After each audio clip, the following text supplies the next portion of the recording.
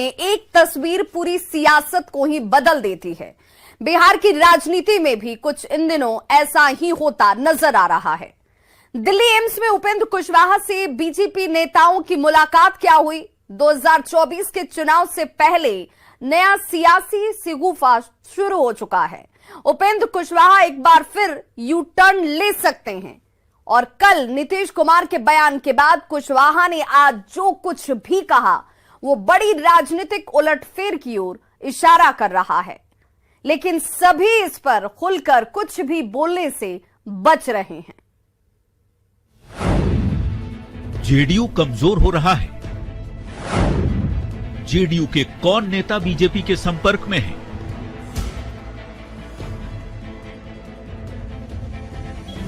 अचार सिर्फ खाने के लिए ही नहीं है, कमाने के लिए भी है। ये अचार के बिजनेस करके महीने के 5 लाख कमा रहे हैं। आपको भी ये करना है तो फ्रीडम ऐप को अभी डाउनलोड कीजिए। ये जनता पार्टी के नेताओं से हमारी पार्टी में जो जितना बड़ा नेता है वह उतना ही ज्यादा संपर्क में है। कम से कम उपेंद्र कुशवाहा के इस बयान से तो सियासी गलियारे में अब यही अटकलें लगाई जा रही हैं कि कुशवाहा का मन अब जेडीयू में भर गया है और 2024 के चुनाव से पहले नई चाल के लिए वे तैयार हैं।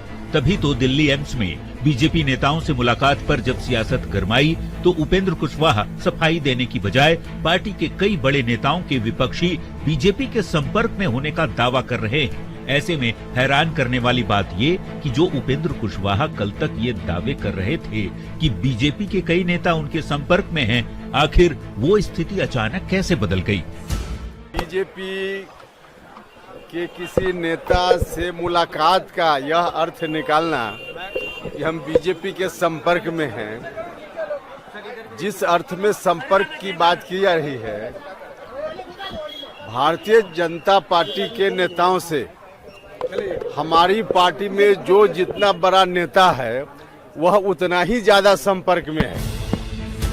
चुनावी साल से पहले कुशवाहा के पाला बदलने के खेल की संभावना को इस बात से भी मजबूती मिलती है कि जो 2 साल से जेडीयू संसदीय बोर्ड के अध्यक्ष की कुर्सी पर बैठे हैं और लगातार पार्टी को मजबूत करने के लिए काम करने का दावा करते रहे हैं, वे अचानक दिल्ली से लौटते ही मीडिया के सामने पार्टी की पोल क्यों खोल रहे हैं? कह रहे हैं कि जेडीयू लगातार कमजोर हो रहा है। हम जेडीयू में हैं और हमारी चिंता का विषय है कि जेडीयू कमजोर हो रहा है। इसकी मजबूती के लिए हम लगातार प्रयास कर रहे हैं और लगातार यह प्रयास हमारा जारी रहेगा। दिल्ली एम्स से निकली एक तस्वीर का जब सियासत में पोस्टमार्टम शुरू हुआ तो बीजेपी इस तस्वीर के बहाने जेडीयू के खिलाफ हवा बनाने में जुट गई और बीजेपी से कुशवाहा की करीबी पर कयासबाजी शुरू हुई तो रूखे मन से नीतीश ने भी कह दिया कि वे पहले भी आते जाते रहे हैं और कुशवाहा को बात करने के लिए कहा था, जिस पर कुशवाहा ने अब जवाब भी दे दिया है। उपेंद्र कुशवाहा जी को कह दीजिए हमसे बतिया ले। वो तो बाहर छोड़ के 2-3 बार गए फिर आए अपने, तब उनकी क्या इच्छा है हमको तो नहीं मालूम है। या नीतीश जी से बात करने की जरूरत होगी तो उसमें माध्यम की जरूरत नहीं है उपेंद्र कुशवाहा को। अब जिस रूप में आप लोगों ने भी खबर प्रचारित की है, प्रसारित की है कि उपेंद्र कुशवाहा जी बात कर लेंगे मुख्यमंत्री जी से, यह मैसेज आप लोग दे रहे हैं। मैसेज की जरूरत नहीं होती है ना, हमको आवश्यकता होगी तो 1 मिनट में बात कर लेंगे हम। दबी जुबान से डिप्टी सीएम पद की उपेंद्र कुशवाहा की इच्छा को नीतीश कुमार ने एक झटके